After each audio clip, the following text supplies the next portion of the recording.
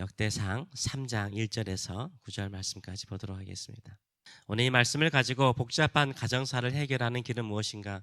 복잡한 가정사를 해결하는 길은 무엇인가? 라는 제목으로 같이 은혜를 나누기로 합니다. 정치 역사를 보게 되면 권력을 잡고 유지하는 데는 피도 눈물도 없는 것을 우리가 보게 됩니다. 아버지가 아들을 죽이고 아들이 아버지를 죽이고 또 아들이 어머니를 죽이고 형제가 형제를 죽이고 삼촌이 조카를 죽이는 것은 정치사를 보게 되면 참 많이 일어나는 것을 보게 됩니다.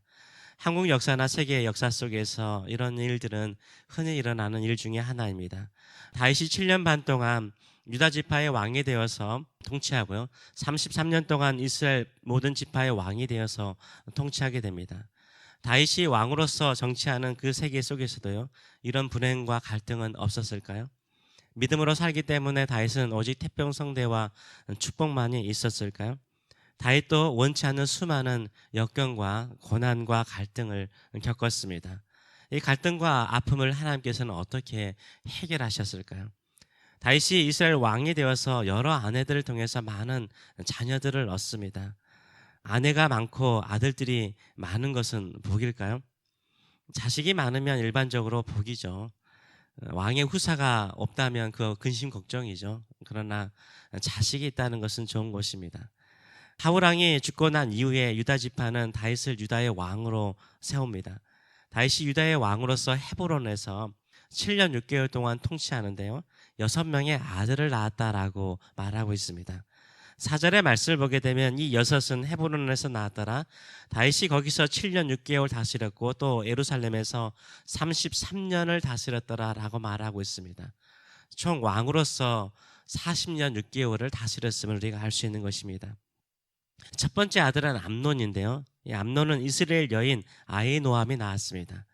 둘째 아들은 다니엘인데 이 다니엘은 지혜의 여인으로 알고 있는 갈멜 여인 아비가일이 낳은 아들입니다. 일찍 죽은 것 같습니다. 셋째 아들 압살롬을 그술왕 달메의 딸 마아가가 낳았습니다. 넷째 아들은 아도니아를 핫깃이 낳았습니다. 다섯 번째 아들 스바다를 아비달이 낳았습니다. 여섯 번째 아들 이드르함을 에글라가 낳았다라고 말하고 있습니다. 지금 여기에 보게 되면 6명의 아내가 나오고 6명의 아들이 나오고 있습니다. 다윗은 아내를 얻으면 아들을 실패하지 않고 낳았어요. 6명의 아내를 통해서 6명의 아들 이름 나와 있지만 더 나았겠죠. 다윗이 이스라엘 통합의 왕이 되어서 예루살렘에서 33년 동안 다스리는데 그때 낳은 아들들의 이름이 5절부터 나옵니다. 스미야, 소밥, 나단, 솔로몬 이 4명은 어머니가 나와요. 그 어머니의 이름이 누굽니까? 아비엘의 딸 바스와로 나와 있습니다. 누구를 말합니까? 바로 바세바를 말하는 것입니다. 이 다윗과 바세바 사이에 4명의 아들들이 있었다라고 기록하고 있습니다. 그 위에 어머니들의 이름은 기록되지 않지만 아들들의 이름이 기록되어 있고 소실들이 있었는데 그 소실들에게도 아들들이 있었다라고 말하고 있으며 또 다말이 언급되고 있습니다.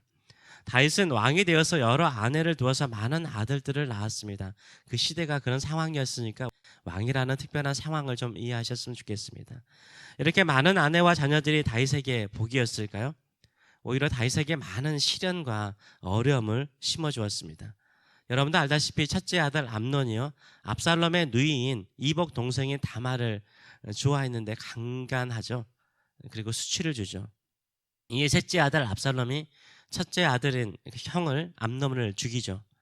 또 압살롬은 아버지 다윗을 반역하여서 잠시 왕이 됩니다. 그래서 나라가 2개로 갈라져 버리죠.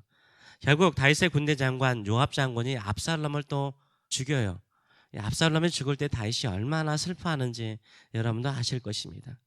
넷째 아들 아도니아는요, 다윗의 노년에 은근슬쩍 왕이 되려고 그래요.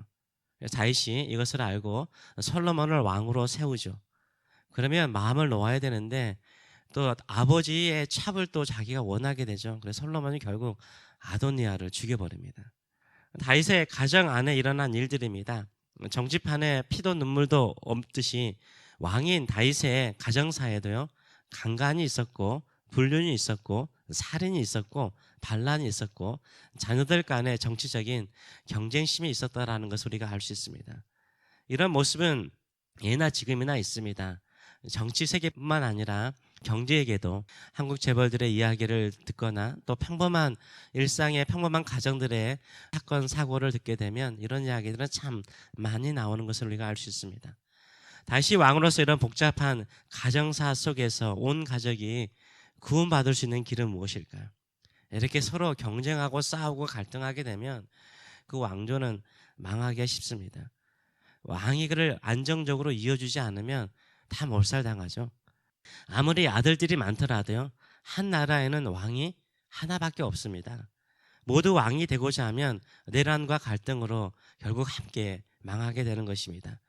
이렇게 많은 아내와 아들들이 있고 극심한 갈등과 내란을 경험한 다윗의 왕가가 스스로 망하지 않고요, 하나님의 약속을 붙들고 이스라엘 나라를 통치할 수 있는 길은 무엇입니까? 그것은 다윗 왕을 이어서요, 지혜롭고 총명한 사람이, 총명한 아들이 왕이 되는 거예요. 그렇잖아요. 다윗이 죽고 난 다음에 이 모든 갈등과 아픔들을 봉합하고 치료하면서 강한 나라를 만드는 지혜로운 아들이 왕이 되는 것이었습니다.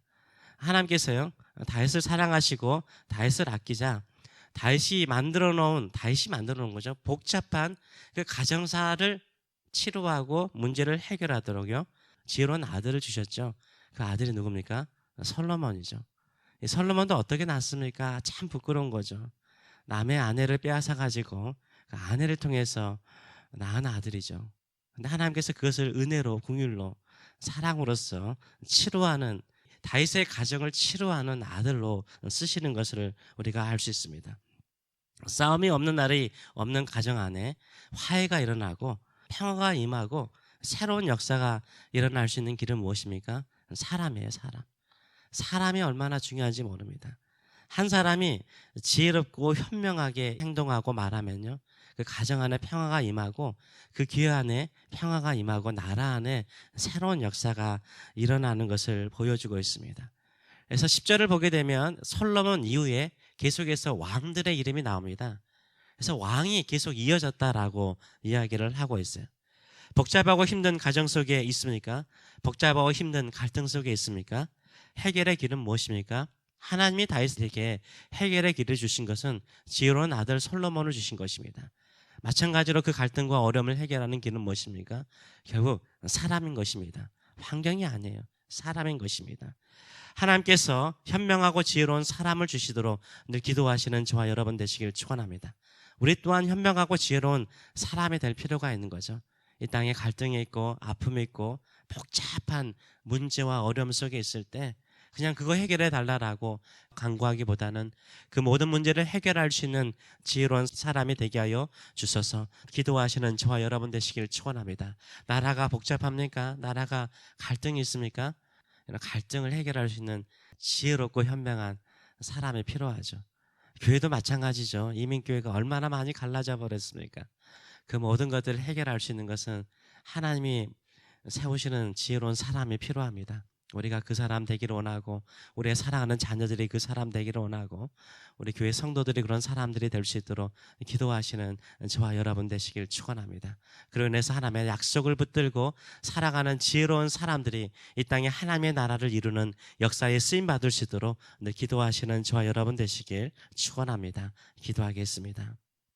살아계신 하나님, 우리도 우리 스스로 해결할 수 없는 복잡하고 다양한 환경과 여건 속에 하나님께서 우리를 지혜롭게 하시고 현명하게 하시고 아버지의 마음을 가지는 자 되게 하여 주시고 사람의 마음을 이해하는 부드러운 마음을 우리에게 주셔서 모든 사람들에게 화평을 전하고 평화를 전하는 저희들의 삶들이 될 수 있도록 축복하여 주시옵소서. 이 시대에 지혜롭고 현명하며 하나님 아버지의 마음을 가진 자가 필요합니다. 우리가 그 사람 되기를 원합니다. 또 그런 사람들이 일어날 수 있도록 우리의 사랑하는 자녀들을 써주시고 우리 모든 성도들이 이런 사모하는 마음을 가지고 주를 의지하며 하나님의 말씀 속에 지혜를 얻고 하나님의 말씀 속에서 청명을 얻고 하나님의 말씀 속에서 분별력을 얻고 하나님의 말씀 속에서 화평과 평화를 전하는 입술과 삶이 될 수 있도록 축복하여 주시옵소서. 감사드리며 예수님의 이름으로 기도하옵나이다. 아멘.